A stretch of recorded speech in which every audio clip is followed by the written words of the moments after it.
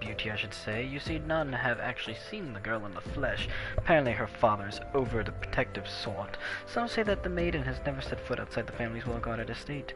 But all this is about to change. Rumor has it the girl is to be wed, and not just to anyone, mind you, to the heir of the Bruguiere Consortium. The formal announcement is said to be made at the commemorative feast, to be jointly hosted by the two family businesses. The venue is Costa del Sol, where preparations are going on as we speak. Word on the street is the bride-to-be will be making a rare public appearance. It is here that the thief intends to strike. I couldn't be more certain of it. Piqued your interest, have I? My sources tell me that the bride's father is already in Costa del Sol overseeing the preparations. This is one scoop I'm not going to miss, and you're welcome to come along. Alright, to Costa del Sol. I'm going to use one of my free tickets.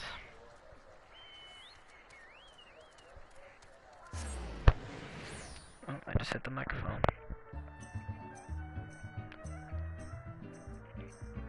There's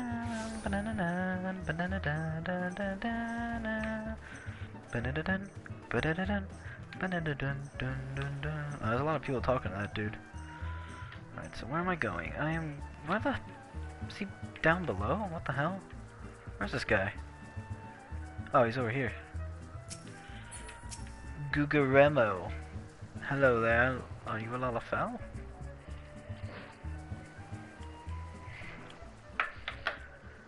You're not one of my associates. This banquet isn't for invited guests only. If you have no business here, be on your way at once.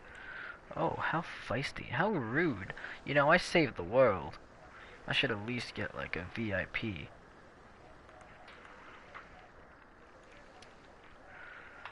Oh, but whatever.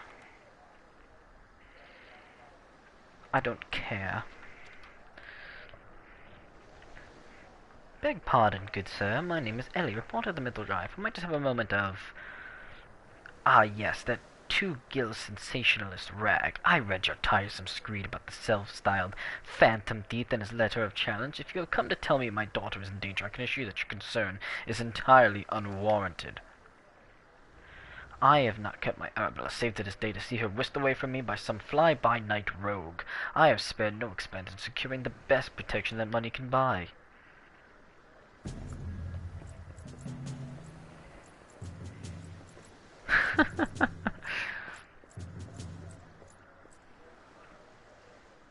These guys look like goofs. I like their goggles though. The brass blades of Gerbera, an elite unit of the most lethal swordsmen in the Sultanate. They say one of them caused a man's heart to burst just by looking at him askance. The moment they set eyes on the would-be thief will be his last. If the thief is obliging enough to allow himself to be seen, or do those goggles have some purpose other than making the wearer look entirely ridiculous? This fucker. I love this guy.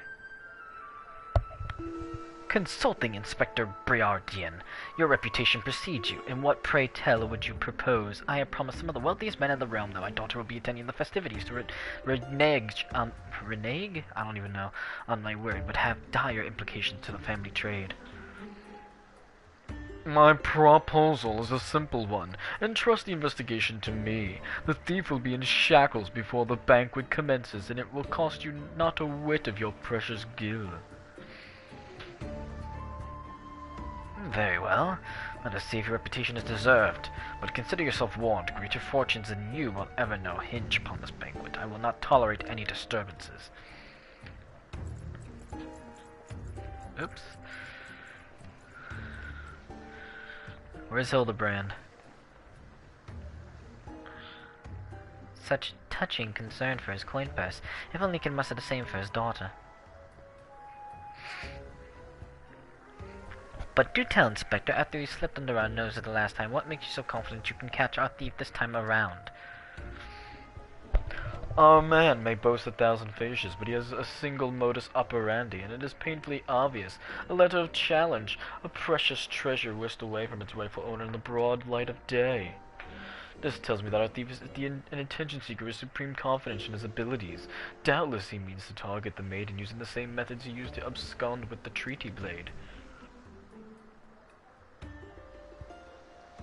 Even now, the fiend is in our midst, having assumed the identity of someone who will be in close proximity to Miss Arabella at the I have already narrowed the field.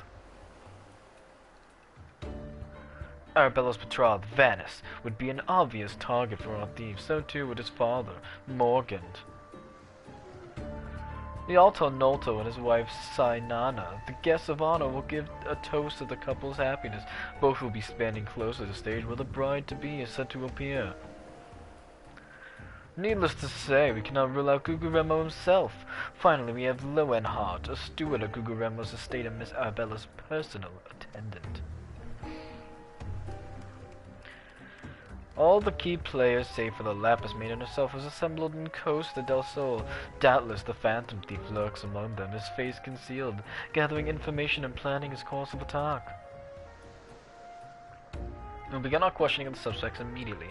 Should you encounter any suspicious individual, you are to report back to me at once. These sound effects, man. What? What?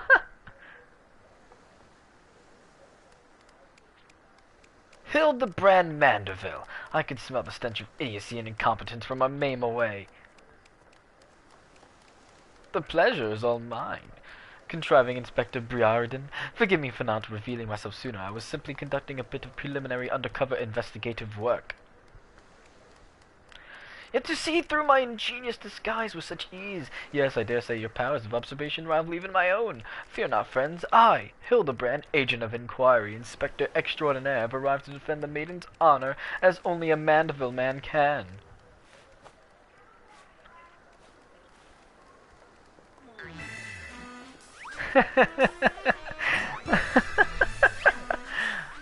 I love Mandeville so much.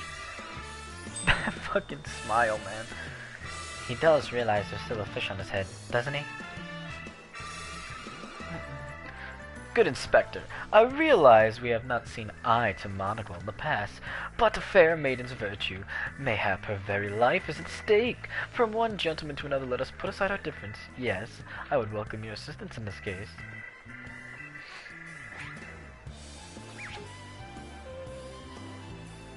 Me? Assist you?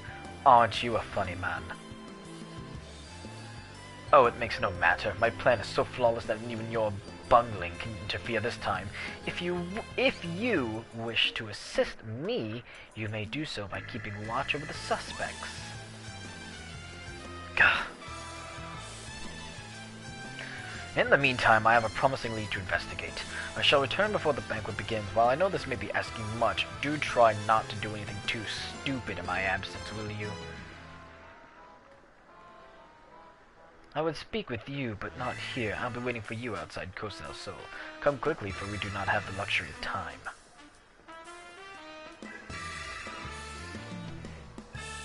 Ooh, we don't have the luxury of time. Alright. Speak with Briarden.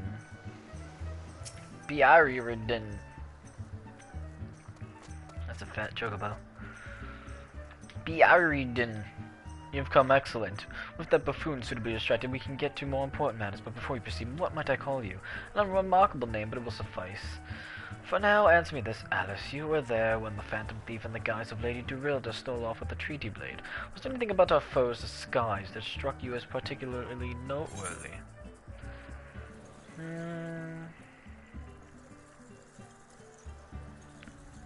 The identical appearance. The obvious answer, and yet all too many a certain self-styled gentleman comes to mind. Could not recognize a clue if it hit them upside the face. Your observation is astute. A thorough inspection of the mask left behind at the seam revealed a tiny prism sewn into the fabric. It is a stone that allows him to change appearances at will.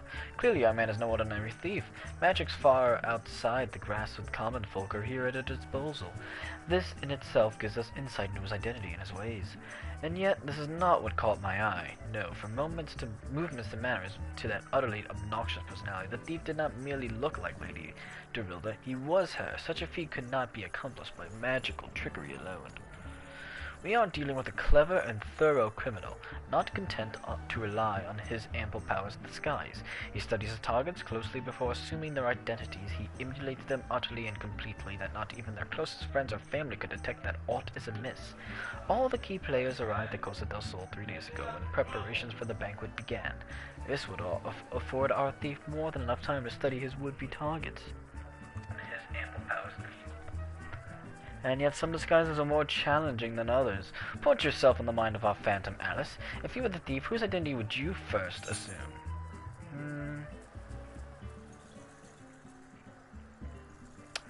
I guess... one of the guests... probably one of the guests. Would he? The guests are well acquainted with each other. One misstep and the thief's cover would be blown. No, there is a more logical first target, one that would afford him the opportunity to gather the knowledge he needs at less risk. Yes, one of the brass blades of Gerbera. Strong in number, few of words, able to come and go as they please, a fearsome reputation to scare away any who would draw near enough to realize something was amiss, an ideal entry into Costa del Sol for our man. Deducing as much, I made a point to question brass blades in the area. Not to my surprise, I learned that there was one man who had not been seen at his favorite alehouse for 3 days past. Our thief has not made a habit of wanton murder. Doubtless the poor man is lying naked in a ditch not far from here. In addition to general security duties, each of the blades has been assigned to serve as bodyguard for one or the guests. The man can tell us of his assigned change. Like as not, his answer will reveal the current identity of our thief. Our thief would not have had time to carry the unconscious man far. I will canvass the immediate area. You begin your search on the outskirts of Costa del Sol. You got it! That's some outskirts. I'm gonna be going far. Alright. This reminds me of when I was fate grinding. Ah, the fun times of the past.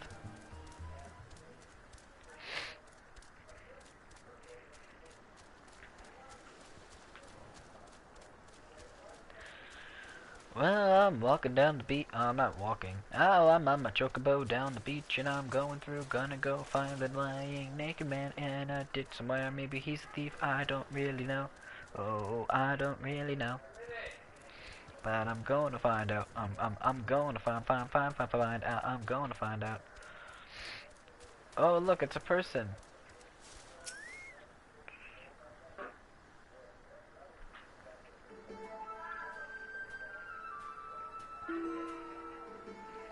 Excellent. You are one of the less incompetent assistants I have worked with.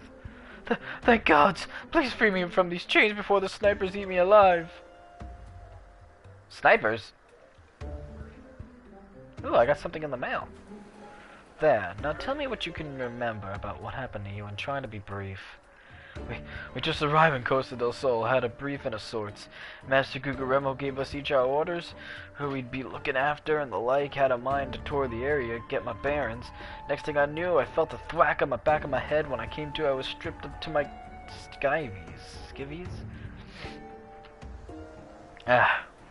Much to the chagrin of those of us who have to look at you. You say you received orders from Master Gugaremo. Who was to be your charge?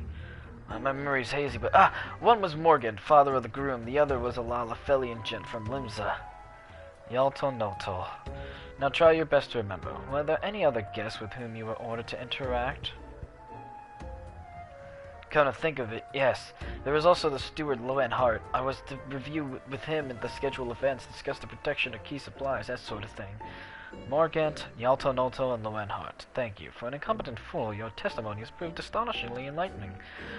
I shall see this man back to the city and into the possession of some new clothes, after which I shall return to Costa del Sol to continue the investigation.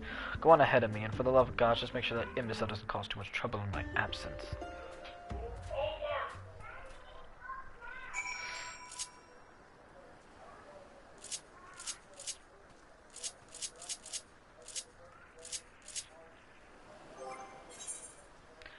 Alright, hold on a second. Ooh, Mount Guy. What is this? Oh, that's cool. Oh my god, that's awesome.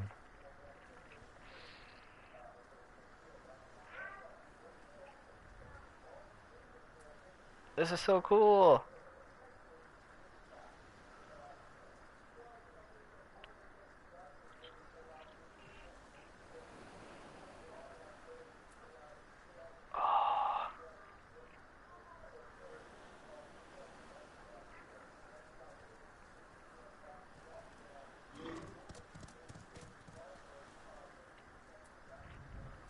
This is the coolest thing.